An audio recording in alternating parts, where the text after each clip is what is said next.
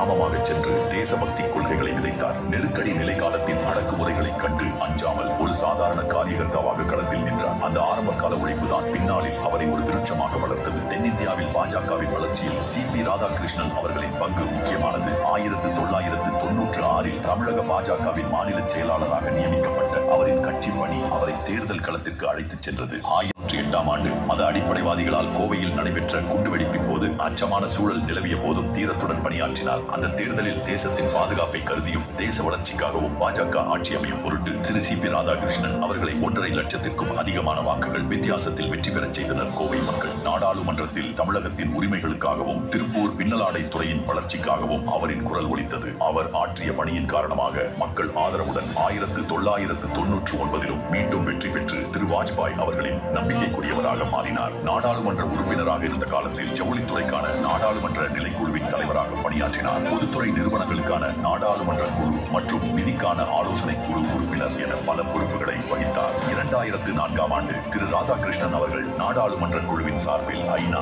பொதுச்சபையில் உரையாற்றியது குறிப்பிடத்தக்கது. 2004 முதல் 2007 வரை அவர் தமிழக பாஜக தலைவராக பதவி வகித்தார். அந்த காலகட்டத்தில் கன்னியாகுமரி முதல் சென்னை வரை யாத்திரை மேற்கொண்டார். 2016 முதல் 2020 வரை தேசிய கயிறு வாரியத்தின் தலைவராக பணியாற்றிய போது அவரது சிறப்பான செயல்பாடு காரணமாக கயிறு ஏற்றுமதி உச்சத்தை எட்டியது. அரசியலை கடந்து நிர்வாகத் திறமைக்கான அங்கீகாரம் அவரை தேடி வந்தது. 2023 ஜார்க்கண்ட் மாநிலத்தின் ஆளுநராக நியமிக்கப்பட்டார். அங்கே அவர் வெறும் கையெழுத்திடும் ஆளுநராக இல்லாமல் பழங்குடியின கிராமங்களுக்கு சென்றார். அவர்களின் மொழியை நேசித்தார். மக்களின் ஆளுநராக வாழ்ந்து காட்டினார். அவரது நிர்வாகத் திறமைக்கு கிடைத்த பரிசாக தெலங்கானா மற்றும் புதுச்சேரி பொறுப்புகள் வழங்கப்பட்டன. பின்னர் நாட்டின் பொருளாதார தலைநகரான மகாராஷ்டிராவின் ஆளுநராக நியமிக்கப்பட்ட போது அது அவருக்கு கிடைத்த மிக பெரும் கௌரவமாக அமைந்தது.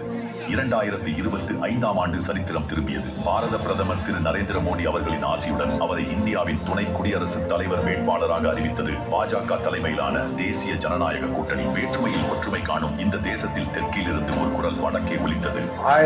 சந்திராபுரம் பொன்னுசாமி ராதாகிருஷ்ணன் தேர்தலில் அமோக வெற்றி பெற்று இந்தியாவின் 15வது குடியரசு துணைத் தலைவராக பொறுப்பேற்றார். ஒரு தமிழராக மாநிலங்களவையை வழிநடத்தும் அந்த தலைமை இருக்கையில் அவர் அமர்ந்த காட்சி தமிழக வரலாற்றில் பொன்னெழுத்துக்களால் பொறிக்கப்பட வேண்டிய தருணம். இதன் மூலம் சர்வப்பள்ளி ராதாகிருஷ்ணன், ஆர். வெங்கட்ராமன் ஆகியோருக்கு பிறகு தமிழ்நாட்டைச் சேர்ந்த ஒருவர் 3வது முறையாக குடியரசு துணைத் தலைவராக உயர்ந்தார். கீழ்மட்ட தொண்டராக கட்சி கொடியை பிடித்த கைகள் இன்று தேசத்தின் சட்டங்களை ஏற்றும் அவையை வழிநடத்துகின்றன. சி.பி. ராதாகிருஷ்ணன் அவர்களின் இந்த அரசியல் பயணம் பெறும் பதவி உயர்வு அல்ல, அது நேர்மைக்கும் விடாமுயற்சிக்கும் கிடைத்த அங்கீகாரம். பின்னணி இல்லாத சாமானியனும் இந்தியாவின் உயர்ந்த பதவியை அடைய முடியும் என்பதை நிரூபித்த முன்னுதாரணம் இவர்.